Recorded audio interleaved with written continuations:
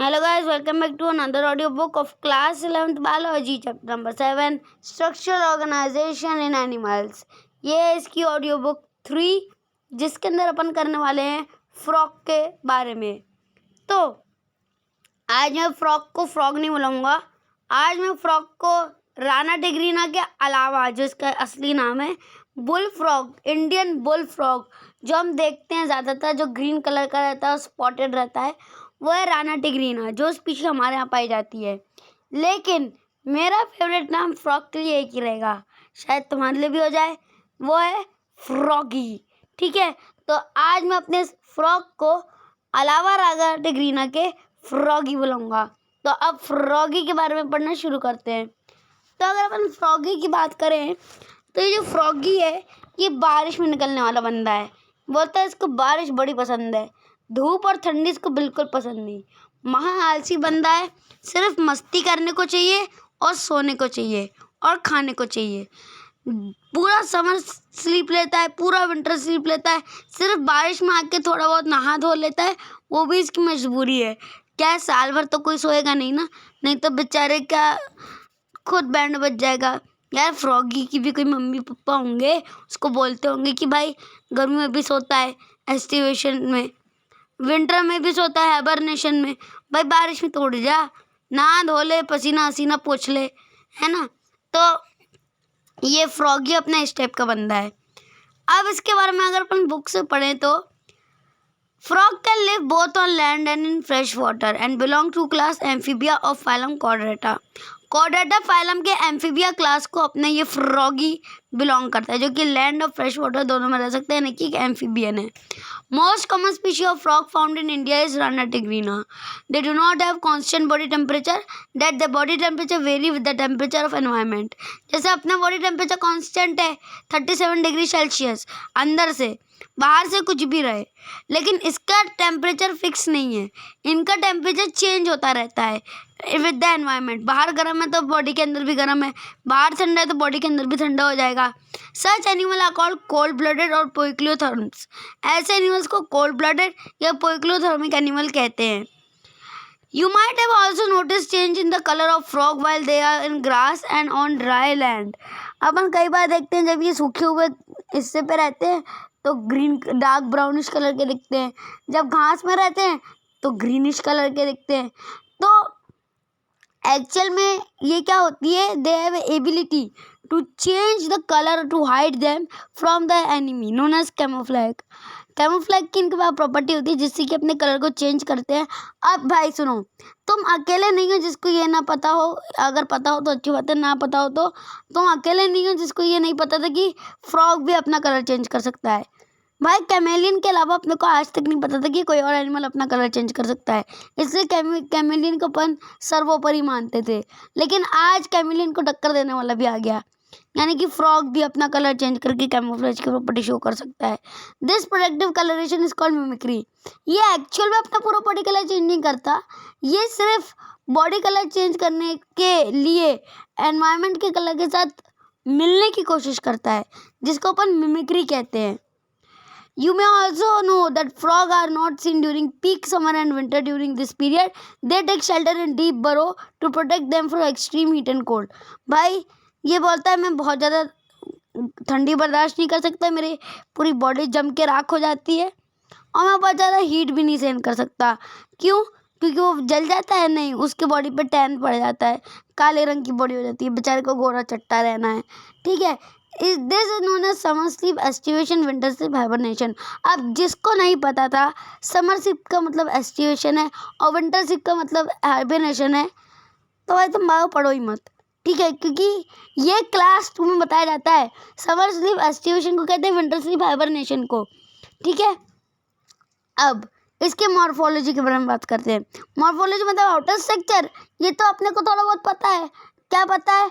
देखो, इसके पास आँख होती है 2 बड़ी बड़ी, एक मुंह होता है जिसमें एक जबान होती है, हालांकि वो तो इंटरनल ऑर्गन की बात हो गई, लेकिन फिर भी इसके पास एक मुंह होता है, 2 आँख होती है। गले वाले का इसके पास कुछ होता नहीं है सिस्टम, सीधा इसके पास पेट होता है, यानी कि मुंह से खाना सीधे पेट में जाता है, गले की भी ज़रूरत नहीं पड़ती। और 4 पैर होते हैं, 2 पैर आगे 2 पैर पीछे। हाँ, एक चीज़ नोटिस की है कि इसके जो 2 पैर होते हैं वहाँ पे जो है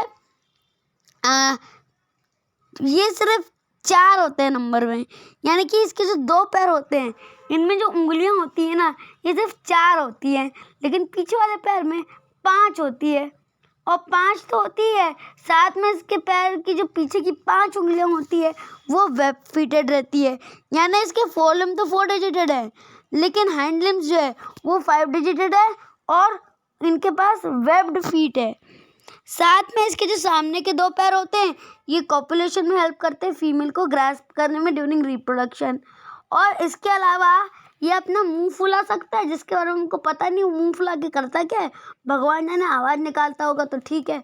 और ये टर्र टर्र की आवाज़ निकालता है। उसके अलावा इसके गाल के पास, आँख के नीचे गाल के पास येलो येलो कलर का कुछ दिखाई देता है गोल गोल, जब वो मुंह फुलाता है तो वो भी फूल जाता है। बस हमको इतना पता है, तो इतना तो तुमको पता है, तो इसकी एनसीईआरटी रीडिंग ले लेते, तो उसमें हर्जी क्या है। Morphology, have you ever touch the skin of frog? भाई तुम में से कितने ने फ्रॉग को पकड़ा मेरे को, या तो तुम इंस्टाग्राम पे कमेंट करके बताओ या यूट्यूब पे कमेंट करके बताओ। पता नहीं मेरा कमेंट ऑन नहीं हो रहा है। The skin is smooth and slippery due to the presence of mucus. इनके बॉडी पे म्यूकस हमेशा चाहिए रहता है, क्यों? क्योंकि ये ड्राई स्किन वाले बंदे हैं ही नहीं। ये पूरा साल भर अपने बॉडी के ऊपर मॉइस्चराइजर लगाते हैं। जितना मॉइस्चराइजर अपन गर्मी में और ठंडी में नहीं लगाते, इतने साल भर में लगा लेते हैं, ठीक है। Dorsal side of body is generally olive green while dark with dark irregular spot। जो डॉर्सल साइड होती है, यानी कि जो ऊपर का हिस्सा होता है फ्रॉक का, वो डार्क ग्रीन कलर का होता है, मतलब ऑलिव ग्रीन कलर का होता है, जिसके ऊपर डार्क इरेगुलर स्पॉट्स होते हैं। On the ventral side skin is uniformly pale yellow and the frog never drink water but absorb it through the skin. और नीचे की स्किन येलो कलर की होती है, पेल येलो कलर की। दूसरी इंपॉर्टेंट बात, फ्रॉग कभी पानी नहीं पीता मुंह से, ये मुंह से पानी नहीं पीता, ये स्किन के थ्रू जो है एब्जॉर्ब कर लेता है वाटर को। Body of frog is divisible into head and trunk. इसके पास गर्दन नहीं होती, इसीलिए ये जो थोरैक्स है, थोरैक्स और एब्डोमेन ये फ्यूज करके ट्रंक बनाते हैं, यानी कि गर्दन और गला फ्यूज करके ट्रंक का फॉर्मेशन कर लेते हैं, ठीक है। उसके बाद body of frog is divisible into head and trunk. Neck and tail are absent above the mouth. Pair of nostril is present. Eyes are bulged and covered by nictitating membrane that protect them while in water। इनके आंखों के ऊपर है ना, आप देखो भाई, ये दिन भर जमीन पे तो रहता नहीं है, गर्मी होगी तो भाई पानी में जाएगा, नहाएगा, धोएगा, कुछ तो करेगा, तो आंखें तो नहीं, आंखें भी जलेंगी इसकी। अब अपने जैसे तो है नहीं कि पानी के गॉगल्स पहन लिए और जाके डुबकियां लगा रहे, नहीं। इसके आंखों में होती है निक्टिटेटिंग मेम्ब्रेन, जो इसकी आंखों को, जो पानी है उससे, जैसे अपन कभी कभार नहीं पानी के अंदर आँख खोलने का कंपटीशन लगाते हैं, तो जैसे ही अपन पानी में आँख खोलते तो आँख जलने लगती है। इसकी ऐसे आँख ना जले, क्योंकि ये तो पानी में रहने वाला बंदा है, इसलिए इसके आँख के ऊपर निक्टिटेटिंग मेम्ब्रेन पाई जाती है, ठीक है। अपने अंदर ये विलुप्त हो चुकी है, मैं बता दूं तो। उसके अलावा जो आई है, they are bulbs and covered by nictitating membrane that protect them while in water. On either side of eye membranous tympanum receive sound signal. इसके पास वो जो गोल गोल येलो कलर का स्ट्रक्चर रहता है ना, जो फूल जाता है जब ये अपना मुंह फुलाता है, तो उसको टिम्पेनम कहते हैं। ये उसका एक्सटर्नल ईयर होता है जो साउंड सिग्नल को रिसीव करता है। The forelimb and hindlimb help in swimming, walking, leaping and burrowing. Forelimb और हैंडलिम्ब वॉक करने में, लीप करने में, यानी कि खोदने में, स्विमिंग करने में हेल्प करते हैं, ठीक है। Hind limb and in 5 digit and they have larger and muscular than forelimb that end in 4 digit। Hind limb यानी कि पीछे वाले जो पैर हैं, इनके पास 5 उंगलियां होती है, सामने वाले पैर पे 4 उंगलियां होती है, पीछे वाले पैर में वेब्ड फीट होती है। वेब्ड मतलब, देखो ध्यान से समझो इस बात को, ये जनाब का पैर है, 3 4 5, ऐसे, ये पीछे का पैर है, हाइंड लिम्ब 5 फीटेड होती है और इनके बीच में ऐसे इस तरीके से एक मेम्ब्रेन पाई जाती है, बहुत ही थिन मेम्ब्रेन होती है, जिसकी हेल्प से इसको अपन कहते हैं कि इसके पास वेब्ड फीट है, वेब्ड फीट है, ठीक है। इसी को कहते हैं कि इसके पास वेब्ड फीट है, जो कि इसके स्विमिंग में हेल्प करती है। फ्रॉग एग्जिबिट सेक्सुअल डायमॉर्फिज्म, यानी मेल और फीमेल दोनों टाइप के फ्रॉग पाए जाते हैं। Male frog can be distinguished by the presence of sound producing vocal sac and also copulatory pad on first digit of the fore limb which are absent in female frog.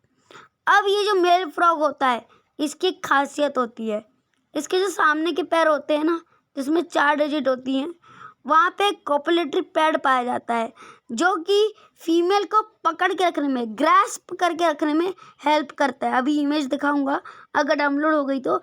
पिछली बार भी मेरे cockroach की image download हुई नहीं थी, खैर कोई बात नहीं, ठीक है।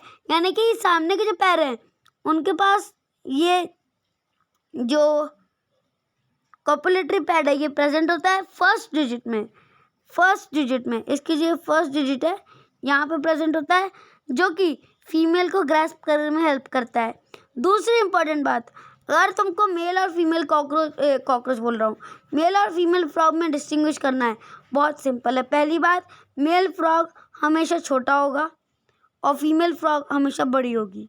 यानी कि मेल का जो साइज़ है वो फीमेल से छोटा होगा, तभी तो भाई उसको ग्रैस्प कर पाएगा, ताकि रिप्रोडक्शन के लिए एग्स लेकर पाए, जबकि फीमेल का साइज जो होगा वो बड़ा होगा। दूसरी इंपॉर्टेंट बात, जितनी भी तुमको टर टर टर टर आवाज़ सुनाई देती है ना फ्रॉगी की, ये सारी आवाज़ जो होती है सिर्फ अपना मेल फ्रॉगी निकाल पाता है। मेल फ्रॉगी ही है जो टर टुर टिर पर यह आवाज़ें निकाल पाता है। फीमेल के पास वोकल कॉर्ड जो होती है वो एब्सेंट होती है, इसीलिए बारिश में फीमेल को बाहर निकालने के लिए, अट्रैक्ट करने के लिए, फर्टिलाइजेशन करने के लिए, रिप्रोडक्शन करने के लिए मेल फ्रॉग ही आवाज़ें लगाता है। बाकी फीमेल को शायद इंटरेस्ट हो या ना हो, इसलिए आवाज़ नहीं लगाती होगी। ये बात बोलना बहुत ही अजीब लगता है, क्योंकि उसके पास वोकल सैक ही नहीं होती, ठीक है। अब बात करते हैं इसके एनाटॉमी की बात करें, चलो सबसे पहले शुरू करते हैं इसके फेमस चीज़ से, जबान। इसकी जबान है ना, मेरे को बड़ी पसंद है, पता है क्यों? ये देखो, जैसे अपने फ्रॉग है, मान लो फ्रॉग है, ये इसकी आँख है और ये ऐसे बैठा है, ये इसका मुंह है और ये है इसकी जबान। अब इसकी जबान क्या होती है, ध्यान से देखो, जैसे इसकी जबान देखो, अपनी जबान कैसी होती है, अरे क्या बना दिया, अपनी जबान सामने से फ्री रहती है, यानी कि अपनी जबान कभी भी हिलाना, अपन जीभ बाहर निकालते हैं तो जो सामने का हिस्सा होता है, वो जो जीभ का, मान लो ये अपना चेहरा है, मान लो यार अभी इसमें ड्रॉ करते नहीं बनता, मान लो ये अपना चेहरा है, ठीक है, अपनी जीभ है, ये बीच में एक लाइन भी होती है, ये गले के पास वाले हिस्से से चिपकी हुई रहती है और सामने से फ्री रहती है। मतलब अब देखो, एक मिनट ध्यान से देखो, इसकी जो जीभ, जैसे अपनी जीभ है, सामने से फ्री है, पीछे से चिपकी हुई है, कैसे? ऐसे, सामने से फ्री है, सामने से हिलती है, पीछे से चिपकी हुई रहती है। इसकी उल्टी है, सामने से चिपकी रहेगी, पीछे से फ्री रहेगी। तो ये बंदा जब अपनी जीभ निकालेगा ना, तो ऐसा लगता है कि सामने से निकल रही है, सामने से नहीं निकलती, पीछे से निकलती है। जैसे अपन ऐसे कर रहे हैं ना, ये पीछे से ऐसे करके जीभ निकालता है। और दूसरी इंपॉर्टेंट बात, अपनी जीभ देखो, इसकी जो टिप है ये सिंगल है, इसकी बाइलोब्ड होती है, ये इस तरीके की बाइलोब्ड नेचर की होती है। रुको अच्छे से ड्रॉ करके दिखाता हूँ। इसकी जो जीभ होती है, जीभ होती है, ये बाइलोब्ड होती है इस तरीके की, समझे? यानी कि पीछे से फ्री रहती है और सामने से जुड़ी हुई रहती है, ठीक है, अटैच रहती है। अब आगे बात करते हैं, ये हो गया इसकी जीभ के बारे में, जो कि मोस्ट इम्पोर्टेंट पार्ट था। भाई बिना जीभ के फ्रॉग नहीं माना जाता। Frog is the only organism which is a very long टंग।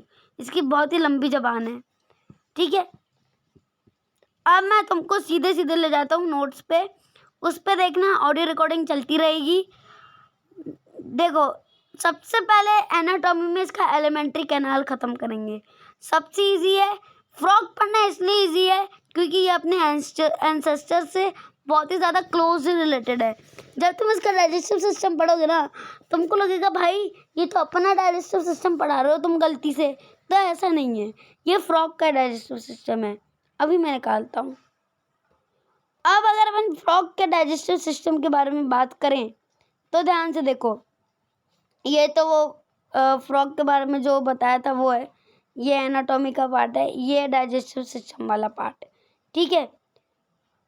तो अब अगर अपन इसके डाइजेस्टिव सिस्टम की बात करें तो इसको पहले समझना ध्यान से। सॉरी फॉर द इनकन्वीनियंस, ठीक है। अब अपन क्या करते हैं, इसके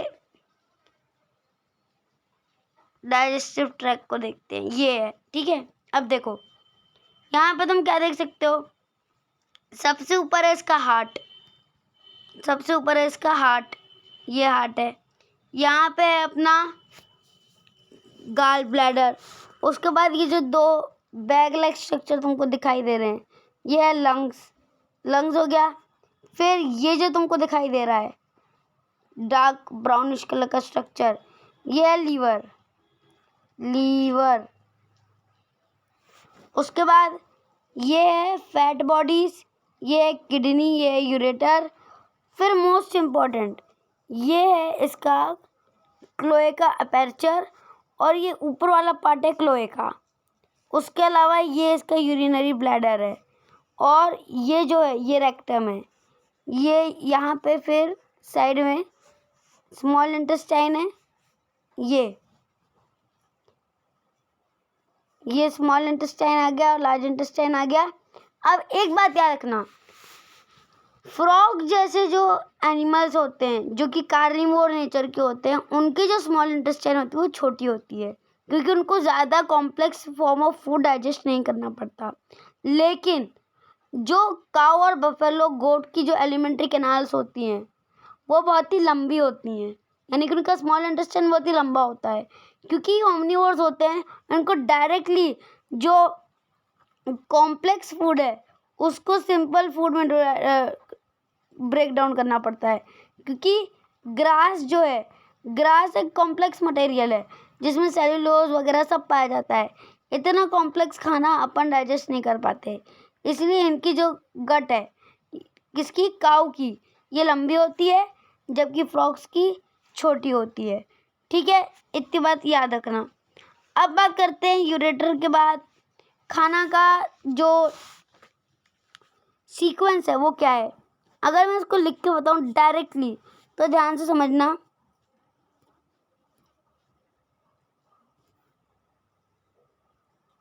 देखो, सबसे पहले जो इसका फूड है ये बाइलोब टंग, जिसको प्रीहेंसाइल टंग भी कह सकते हैं, ये ग्रास्प करती है, बाइलोब्ड या प्रीहेंसाइल टंग भी बोल सकते हो।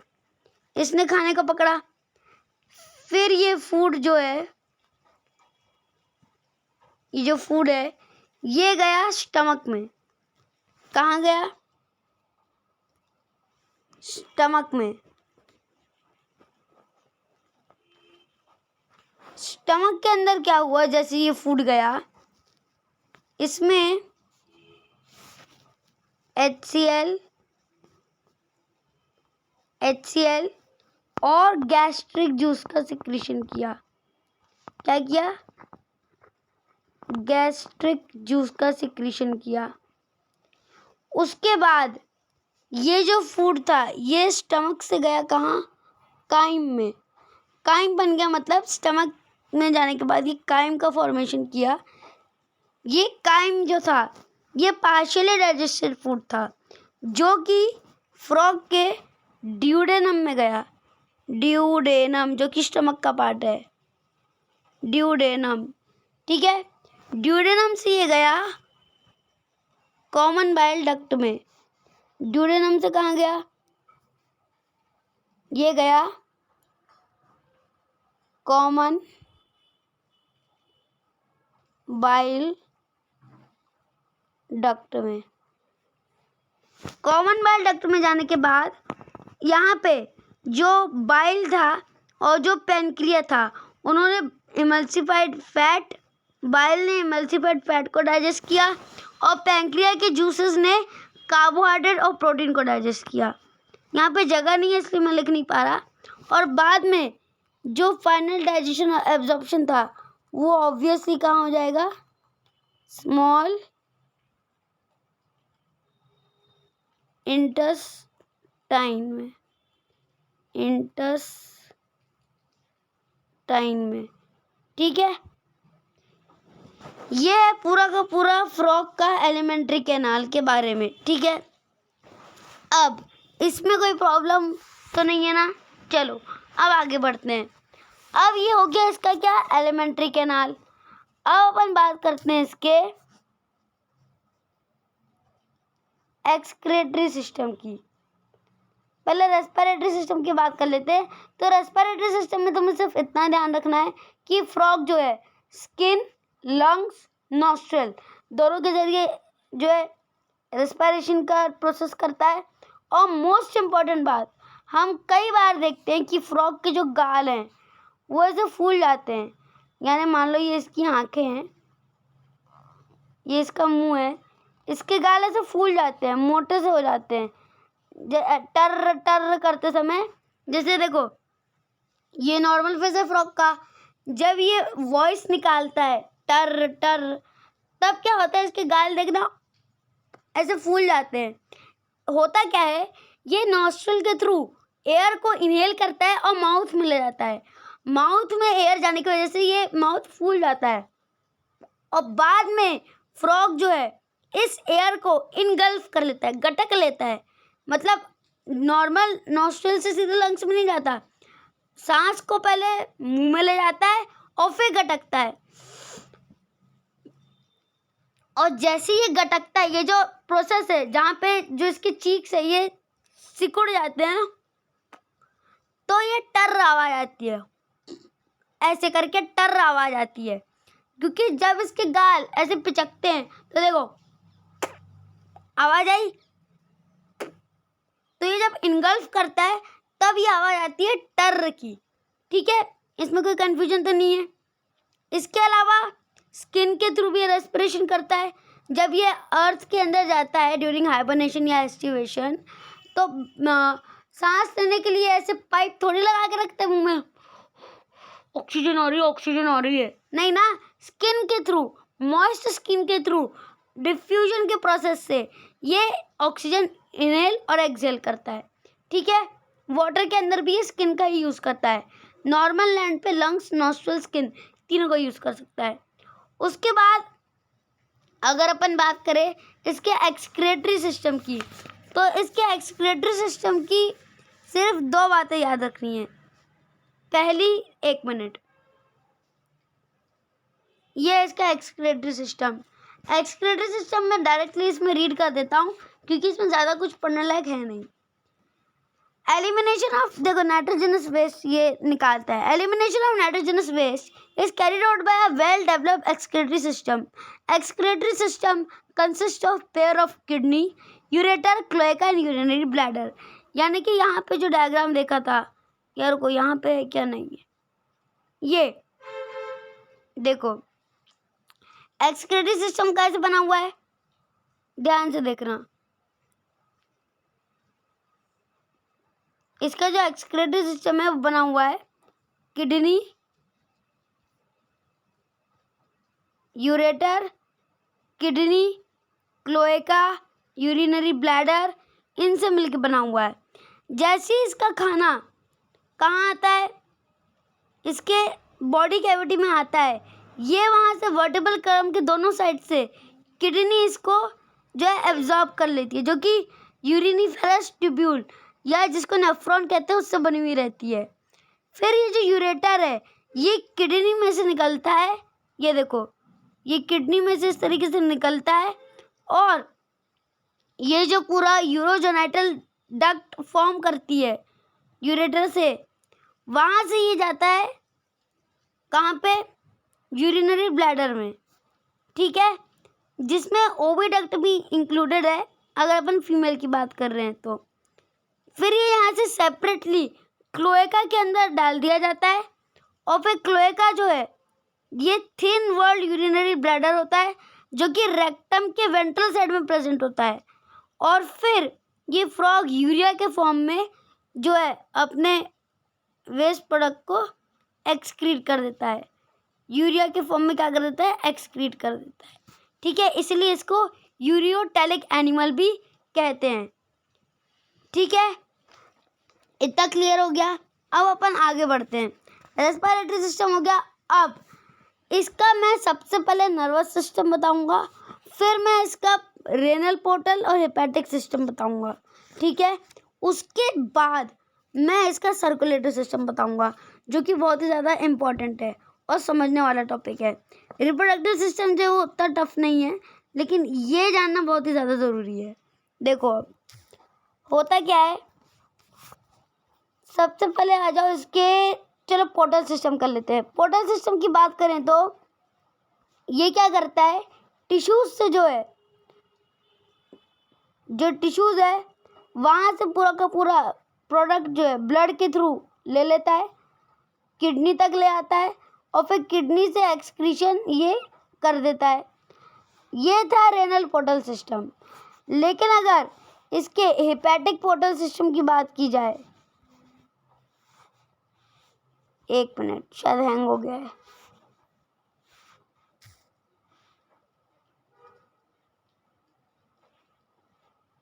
हाँ, इसके अगर हेपेटिक पोर्टल सिस्टम की बात की जाए, हेपेटिक मतलब होता है लीवर, हेपेटिक मतलब होता है लीवर।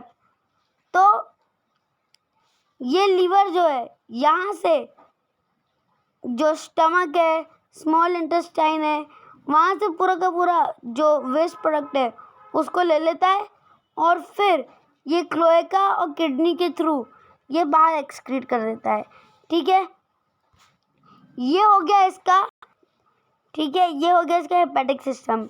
उसके बाद बात करते हैं इसके नर्वस सिस्टम की। तो नर्वस सिस्टम जो है ये सीएनएस यानी कि सेंट्रल नर्वस सिस्टम और ब्रेन प्लस स्पाइनल कॉर्ड के मिलने से बनता है, ब्रेन प्लस स्पाइनल कॉर्ड के मिलने से बनता है। पीएनएस जो है, पीएनएस जो है वो क्रेनियल नर्व और स्पाइनल नर्व के मिलने से बनता है, जो कि क्रेनियल नर्व 10 पेयर की होती है और स्पाइनल नर्व भी 10 पेयर की होती है, जिसमें पीएनएस को 2 टाइप में बांटा जा सकता है, ऑटोनॉमिक नर्वस सिस्टम और सोमैटिक नर्वस सिस्टम। ऑटोनॉमिक के 2 टाइप्स तो अपने को पता ही है, सिंपैथेटिक और पैरासिम्पैथेटिक, ठीक है। उसके बाद इसका जो देखो ये अपने ह्यूमन ब्रेन जैसा ही है, पीएनएस है, सीएनएस है, पीएनएस क्रेनियल और स्पाइनल नर्व में बटा हुआ है, ये 10 पेयर में होता है, ये भी 10 पेयर में होता है। फिर एक आता है सोमैटिक नर्वस सिस्टम में होता है ऑटोनॉमिक नर्वस सिस्टम। फिर ऑटोनॉमस 2 पार्ट में डिवाइडेड है, सिंपैथेटिक और पैरासिम्पैथेटिक। ये हो गया इसका नर्वस सिस्टम। अब आगे बात करते हैं इसके सर्कुलेटरी सिस्टम की, जो कि बहुत ही ज़्यादा इम्पोर्टेंट है, इसको ध्यान से समझना। कहाँ गया ये, देखो ये जो डायग्राम बना है ना, ये दिखने में बहुत टफ है नहीं। होता क्या है, ध्यान से समझना, ध्यान से समझना। यहाँ पे ये वाला जो पर्टिकुलर स्ट्रक्चर है, इसमें ये जो है स्ट्रक्चर, इसको साइनस वेनोसस कहते हैं। क्या कहते हैं, साइनस वेनोसस कहते हैं। और ये अपना हार्ट है, ये अपना क्या है, एरोटा वाला पार्ट है, जिसको कोनस या ट्रंकस कहते हैं। अब होता क्या है कि ये जो अपना हार्ट है, ये जो हार्ट है, ये इसका हार्ट है इस तरीके से, ये राइट पार्ट है, ये लेफ्ट पार्ट है और ये वेंट्रिकल है। ठीक है, ये जो हार्ट है ये इस साइनस वेनोसस और कोनस या ट्रंकस के बीच में सिचुएटेड रहता है। अगर मैं दूसरे कलर से डिनोट करूं तो ये वाला पार्ट है साइनस वेनोसस, ये हार्ट के पीछे से निकला हुआ रहता है, हार्ट के पीछे से निकला हुआ रहता है। और ये जो दूसरा पार्ट है कौन सा, ट्रंकस वाला, ये हार्ट के सामने होता है, हार्ट के सामने होता है। अब देख दो एक्चुअल में फंक्शनिंग क्या है। यहाँ तुम ध्यान से देखोगे कि यहाँ पे एक होल है, ये होल असल में क्या करता है, ये जो अपना साइनस वेनोसस है ये पूरे बॉडी का जो ब्लड है, बॉडी का डीऑक्सीजनेटेड ब्लड, इसको लेता है डीऑक्सीजनेटेड ब्लड को, और इसके सेंटर में ये जो तुमको एक छोटा सा लोब लाइक स्ट्रक्चर दिख रहा है, यहाँ से हार्ट के राइट एट्रियम में डाल देता है। ये जो लोब है ये यहाँ से पूरा ब्लड आया डीऑक्सीजनेटेड, इस लोब से ये लोब यहाँ पे खुलता है राइट एट्रियम में, यहाँ से जाता है डीऑक्सीजनेटेड ब्लड राइट एट्रियम में। राइट एट्रियम में जाने के बाद दूसरी तरफ से जो लंग्स है उसके पास ऑटोमेटिकली ब्लड आ जाता है जो हार्ट रेगुलर पंप के दौरान ट्रांसपोर्ट करता है। ये यहाँ दूसरे साइड से ऑक्सीजनेटेड ब्लड को भेजता है, यानी यहाँ से आया CO2 जो अपने इस पर्टिकुलर पार्ट ने कौन सा कोनस साइनस वेनोसस ने ट्रांसफ़र किया, और ये आया लंग्स से ऑक्सीजनेटेड ब्लड, दोनों आगे कॉमन वेंट्रिकल में गिर जाते हैं जहाँ पे मिक्स्ड ब्लड बनता है। अब ये जो मिक्स्ड ब्लड है हार्ट के सामने वाले हिस्से पे, जैसे कि यहाँ पे एक होल प्रेजेंट था, ये देखो ये होल प्रेजेंट था, वैसे ही ये जो हार्ट है अब ये क्या करता है, ये वेंट्रिकल से अपना जो ब्लड है वो इस ट्रंकस के अंदर या कोनस के अंदर इस होल के थ्रू इसके अंदर निकाल देता है जो मिक्स ब्लड है, ऑक्सीजन और कार्बन डाइऑक्साइड मिक्स। और फिर ये जो पर्टिकुलर अपना कोनस है या ट्रंकस है ये इस ब्लड को पूरे बॉडी में सर्कुलेट कर देता है, यानी कि 3 स्टेप में ब्लड का सर्कुलेशन हो रहा है। पहला, साइनस वेनोसस जो है वो ब्लड को कलेक्ट करने का काम कर रहा है, ठीक है। दूसरा, ये जो लंग्स है ये और जो साइनस वेनोसस था वो डीऑक्सीजनेटेड और ऑक्सीजनेटेड ब्लड को हार्ट को दे देता है। हार्ट सिर्फ इस ब्लड को ट्रंकस को देता है या कोनस कह लो, कोनस या ट्रंकस को फॉरवर्ड कर देता है। फिर ये जो फॉरवर्डेड ब्लड है ये हमारा कोनस या ट्रंकस एरोटा के थ्रू पूरे बॉडी में ट्रांसपोर्ट कर देता है, ठीक है। यहाँ देखो, यहाँ और अच्छे से बताया है। ये जो साइनस वेनोसस वाला पार्ट है ये हार्ट के पीछे अटैच रहता है, हार्ट बीच में रहता है, और हार्ट के सामने ये जो ट्रंकस वाला पार्ट है ये अटैच रहता है, ठीक है। यहाँ पे हिंदी में भी लिखा है, लगे तो पढ़ लो, ठीक है। हालांकि ये समझ में आ जाएगा, ईजीएस्ट वे में लिखा है, ठीक है। ये था सर्कुलेटरी सिस्टम जो कि अत्यधिक ईजी था। अब अपन बात करेंगे इसमें किसकी, इसके जो मेल और फीमेल रिप्रोडक्टिव सिस्टम है उसकी। अब ध्यान से समझना, इस केस में क्या होता है, ये जो मेल फ्रॉग वाला पार्ट है ये ऊपर दिखाया गया है और फीमेल रिप्रोडक्टिव जो पार्ट है वो नीचे दिखाया गया है। मेल रिप्रोडक्टिव पार्ट के केस में क्या होता है, ध्यान से देखो, ये जो है, ये जो बॉडी है, कौन सी, फैट बॉडीज जो यहाँ दिखाई दे रही हैं, ये करती है जो शॉक एब्जॉर्ब करने का काम करती है और बॉडी को जो है ये जर्क से बचाती है, यानी कि जब फ्रॉग कूदता है तो कूदते समय उसकी बॉडी में जर्क ना लगे उससे ये फ्रॉग को बचाती है। और ये जो तुमको दिख रहा है ये इसका टेस्टिस से जो है स्पर्म्स इसके क्लोएका में जाते हैं, रेक्टम या क्लोएका जो भी कह लो, और वहाँ से फिर ये बाहर निकल जाते हैं। जबकि फीमेल में भी सेम चीज़ होती है। फीमेल में क्या होता है कि फीमेल में ये फीमेल पार्ट, यहाँ पे ओविडक्ट में से ओवम निकलता है, जो कि फर्दर ये जो यूरेटर है और जो जेनिटल डक्ट है, यहाँ से होते हुए क्लोएकल अपर्चर, ये जो क्लोएकल अपर्चर है यहाँ से बाहर निकाल दिया जाता है। अब दोनों के केस में होता क्या है, ये एक डायग्राम से समझने की कोशिश करो। ओके, अब ये जो इमेज दिख रही है इसके अकॉर्डिंग जो फ्रॉग है वो देखो, अब जो फीमेल फ्रॉग होती है वो तो बड़ी होती है, मेल छोटा होता है, तो जो फीमेल है उसके ऊपर मेल इस तरीके से ग्रास्पिंग कर लेता है, यानी कि इसके जो 4 लिम्स थे, इसमें जो पैड्स मौजूद थे ना, कॉपुलेटरी पैड्स, उसके हेल्प से फीमेल को जकड़ लेता है, यानी कि ग्रास्प कर लेता है। और ग्रास्प करने के बाद, और ये जो ग्रास्पिंग है ये वाटर में होती है। कहाँ होती है? वाटर में।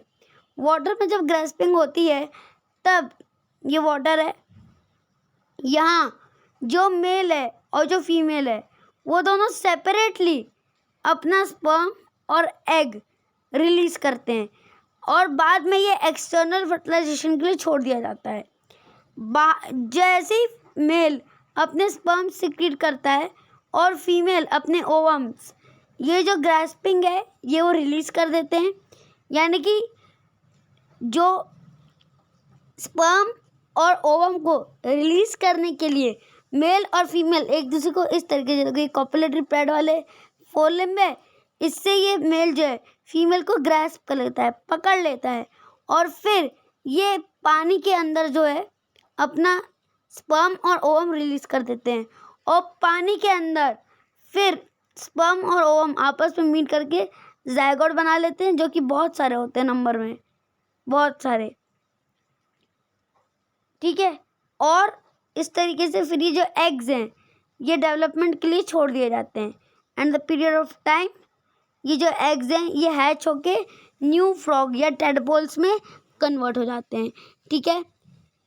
इसी के साथ अपना ये जो पूरा का पूरा फ्रॉग है ये कंप्लीट हो चुका है, ठीक है। ये थी इसकी ऑडियो बुक 3, क्योंकि इसके पहले अपन ने कॉकरोच किया था तो वो ऑडियो बुक 2 में आ गया था।